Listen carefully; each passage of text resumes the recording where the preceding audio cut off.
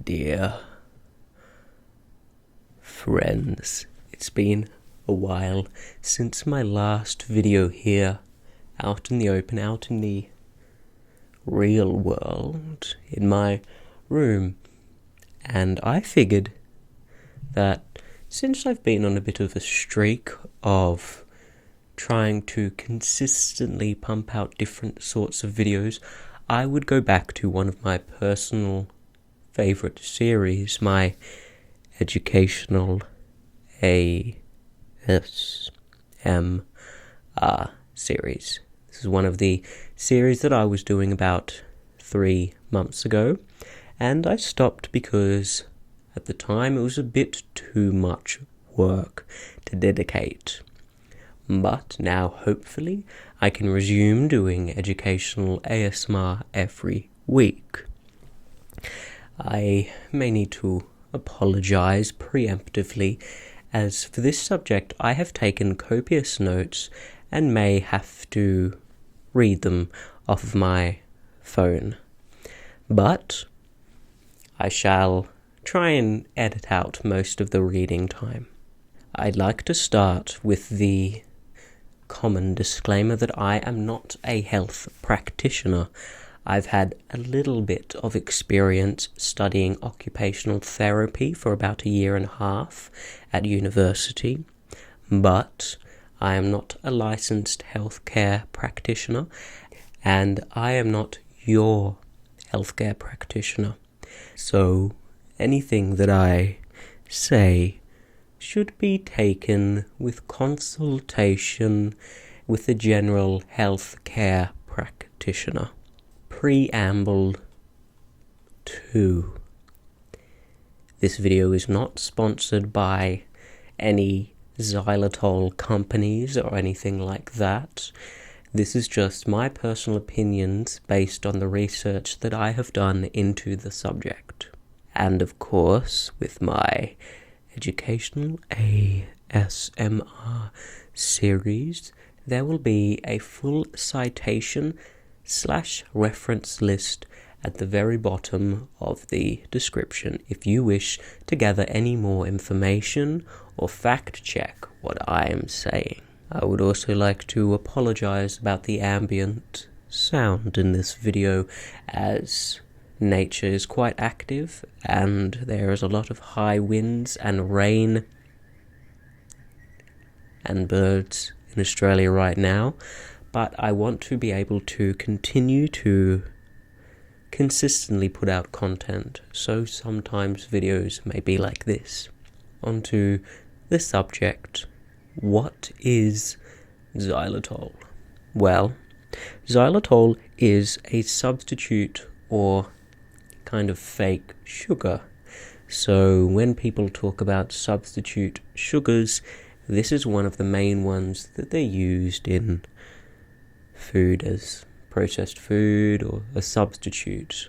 The evidence is clear that substituting fake sugars, especially xylitol, is dramatically better for your dental health than using a normal sugar. So the evidence is clear for substitution, but the arguments and prevailing scientific thought of this video is not going to be about using xylitol as a substitute, as that is already clear and science has reached a consensus that it is a healthy substitute.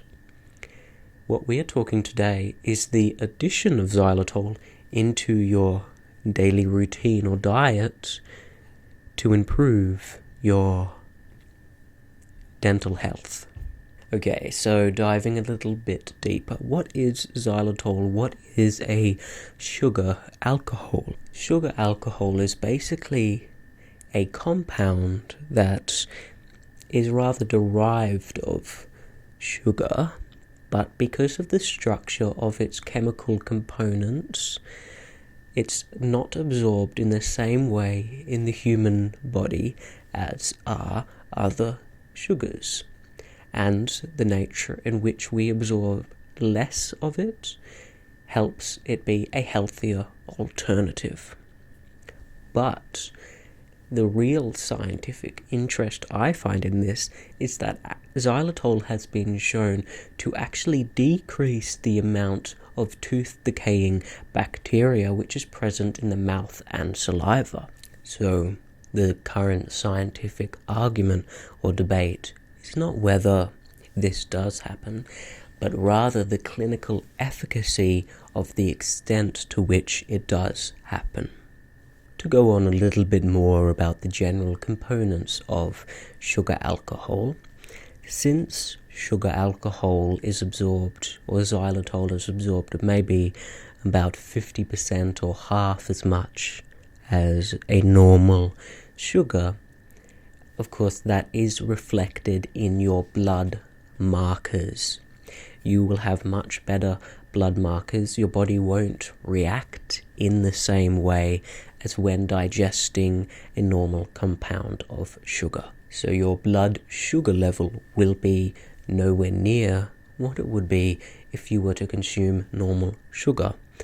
And so that property means that there is quite a lot of research into how xylitol can be introduced into a diabetic diet to allow people with diabetes to maintain and control their sugar blood levels a bit more accurately and still maintain a sweetness or a taste of sweetness within their diet.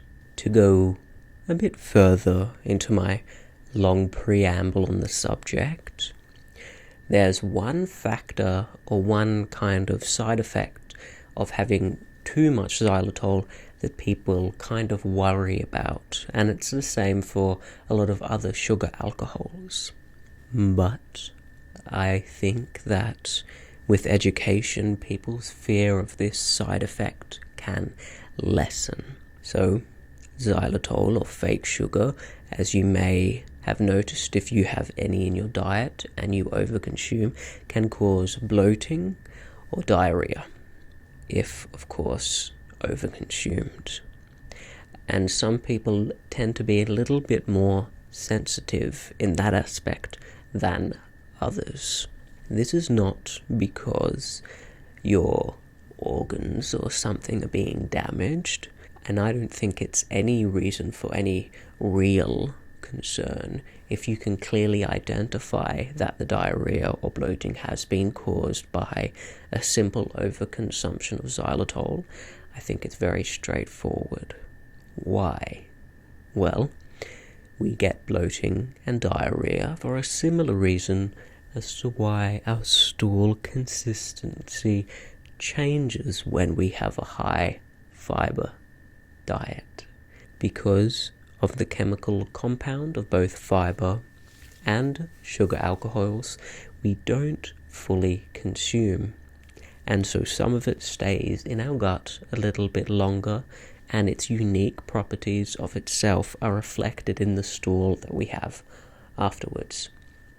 So with fiber, because of its structural nature, it increases the thickness, your regularity of your bowel movements, whereas with xylitol it has almost an opposite effect, as the osmotic potential, kind of the water holding properties of sugar alcohols, means that you get a little bit more bloated, and then when you use the restroom, that is reflected in your stool. And that's simply because there is a amount of undigested sugar alcohols in your gut which pass through you. So it's likely not a reflection of something bad, of a chronic health issue or something like that, if you simply have an abnormal stool after overconsumption of a water, sugar, alcohol. So it's not necessarily a reflection of a chronic illness or something which is wrong with your health per se, but rather just an event, an outcome of some food that you are eating. And so, as with everything, I would have care and safeguard your consumption of xylitol, just as with other food products. If you are worried about what xylitol is, if perhaps it hides hidden dangers, well, it does occur naturally within various fruits and vegetables, I believe, and trace amounts of it are made in the human body, but I actually wouldn't use that as an argument for or against, because I don't believe that something being natural means it is more healthy or it is less healthy.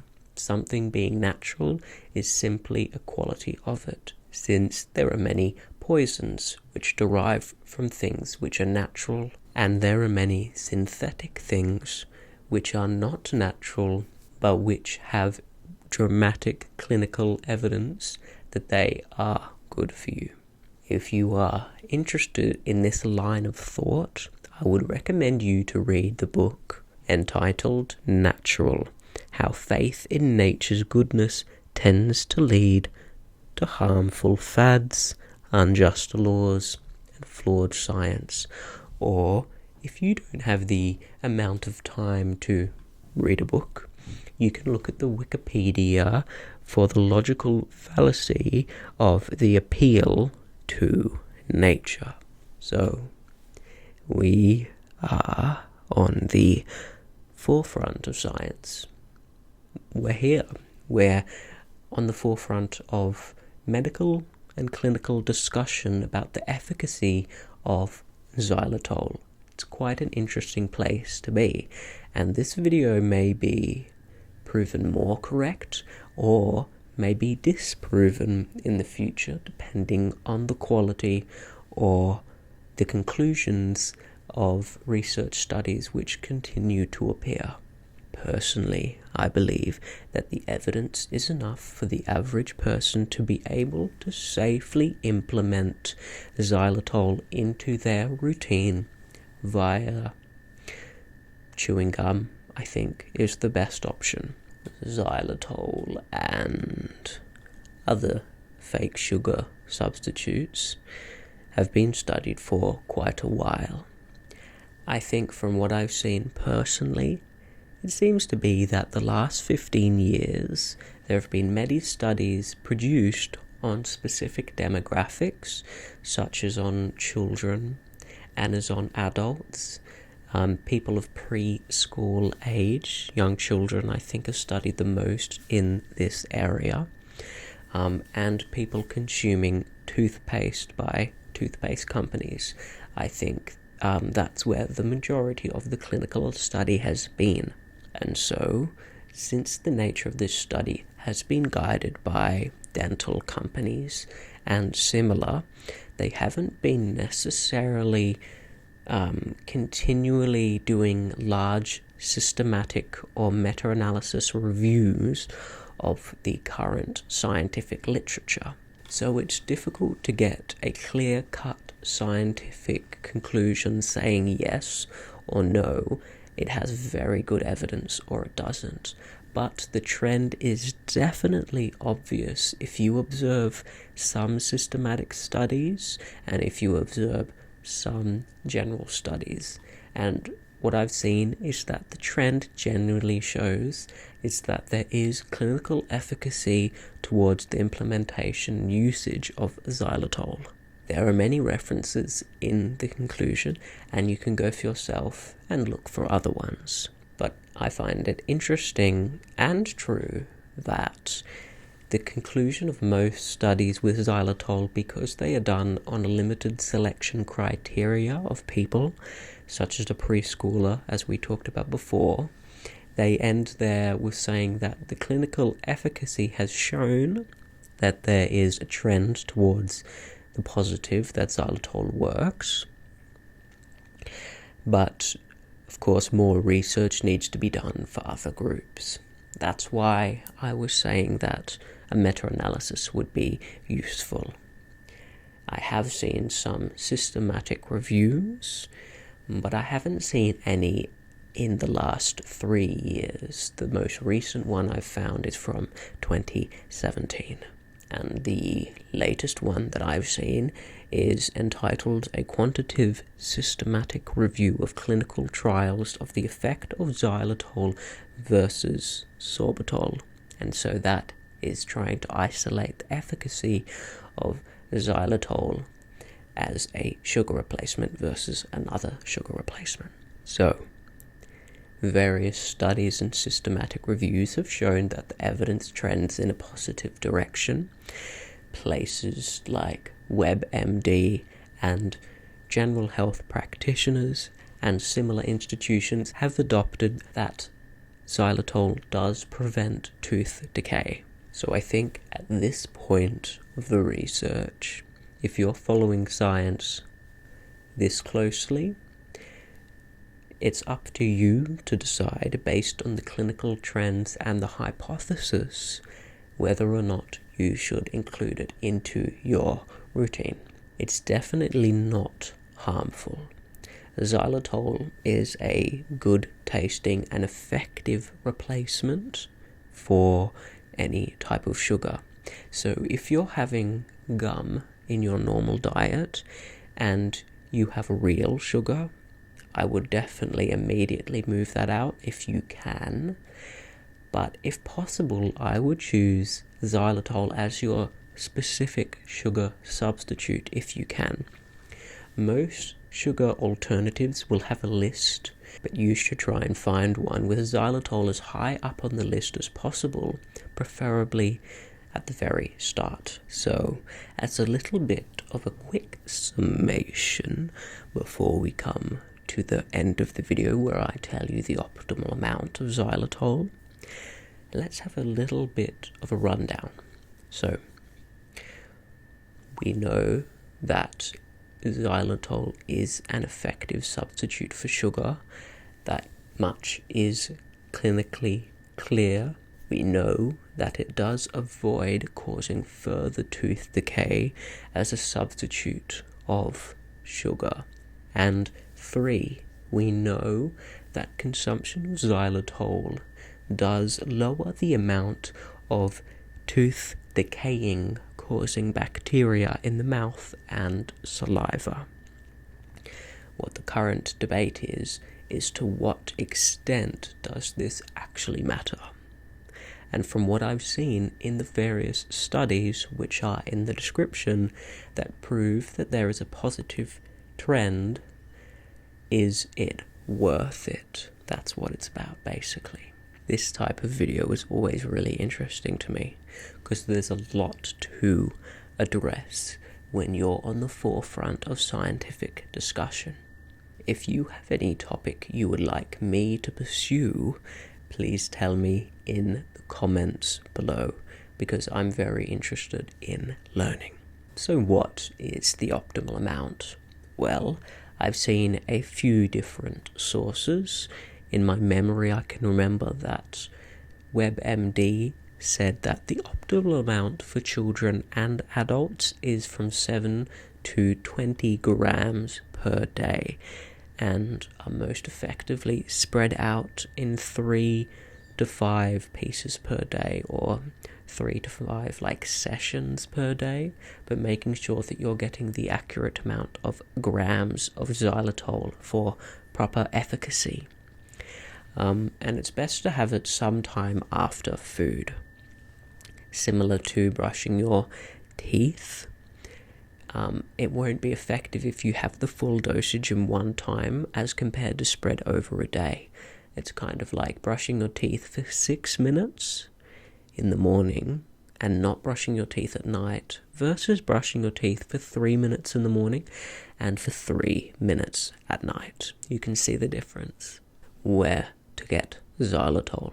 Well, anywhere that sells gum, really. They'll have it as a sugar alternative. There are brands known for having higher amounts of xylitol, but basically all you need to do in the end is find one which has an amount which is maybe a gram or something like that, and it's not in the milligrams of amount, but it's in the grams, so that it's achievable for you to have 7 to 20 grams per day without having too many other sugar alcohols. So It's the best when you can get one that's most high in xylitol. And there you go. What an interestingly scientific video. I'm sure that if this was delivered to a class of people, it would probably be insanely boring. But since it's ASMR, I don't know why, but for some reason I love videos where people just go and explain a topic. It's very relaxing, and I hope you find the same to be true as well. In the future, of course, it's not all going to be videos on science. I'm going to do the classic self-development and other things like that, and I hope you're there to enjoy them. But before we wrap up, I'd like to say that I've been thinking about making a Patreon, because I would like to be able to communicate with a niche amount of my audience who are invested enough to provide money, of course. And also I would like to be able to generate a small income to be able to improve the quality of my content output, of course. So if you would join my Patreon, and if you have any ideas for exclusive content I could make for Patreon, please tell me in the comments. That's a discussion which I'm very interested to have. So, thank you so much for watching the video, and good night.